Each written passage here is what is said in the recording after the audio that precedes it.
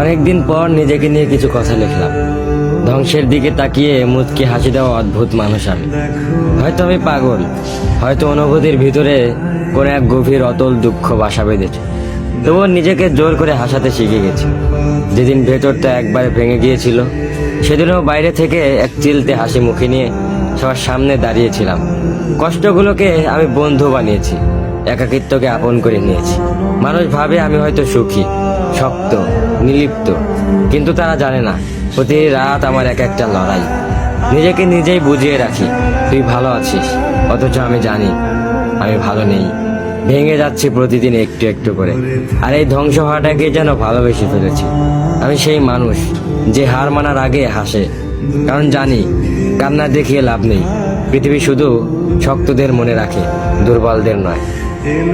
তাই আমি অদ্ভুত, আমি অনুভূতির আগুনে পুড়ে যাওয়া নীরব যোদ্ধা। আমার জীবন কোনো সুখের গল্প নয়, এটা নিঃশব্দ বিপ্লব, যেখানে হাসির আড়ালে লুকানো থাকে হাজারো না বলা কথা, ভাঙা স্বপ্ন, হারিয়ে যাওয়া আমি।